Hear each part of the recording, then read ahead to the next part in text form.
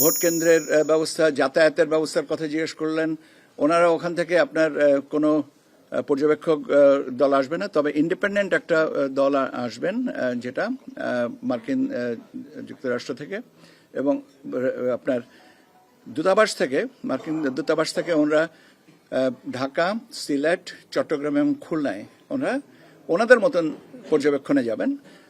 But they are not the formal observers. ওনারা এমনি দেখতে যাবেন ভোটের অবস্থাটা কি, এবং আপনাদের ওরা বলেছেন যে ওনারা এটাকে কংগ্রেস আপনার সিনেটে ওটা রিপোর্ট করবেন।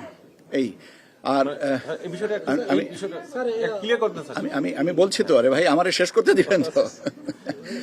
ওনারা বলেছেন যে এরকম 4টা জায়গায় ওনাদের দূতাবাস থেকে প্রতিনিধি দল যাবেন দেখার জন্যে, এবং সেটার ব্যবস্থাটা কি, এবং ওনারা ইন্ডিপেন্ডেন্টলি যাবেন, ওরা অবজারভার হিসেবে না, বাট অবজারভারের যে আমাদের তালিকাভুক্ত অবজারভার সেটাতে না, ওনাদের মতন যাবেন। সেখানে আমরা বলছি যে তোমরা যাবে, অসুবিধা কি, তোমরা যে দেখতে যাবে তারা, তাতে তো অসুবিধা নেই।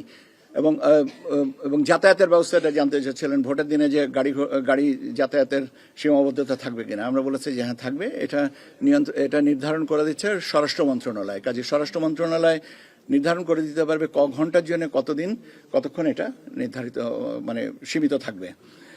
আর আপনি যেটা জানতে চাচ্ছেন যে এখন ওনারা কি অবজার্ভ করবেন, কিভাবে করবেন, এ ব্যাপারে আমরা কোনো কিছু বলি নাই, আমাদের বলার এখতিয়ারও না বা এটা প্রয়োজনও না। বরং এটা ওনাদের স্বাধীনতা নিয়ে আর কি যাতায়াত করবেন, ওনারা জানতে চেয়েছিলেন, এবং আমাদেরকে ওনারা বলেছেন যে ওনারা আমাদেরকে একটা লিস্ট দেবেন যে কয়জনে ওনারা বিভিন্ন জায়গায় যাবেন।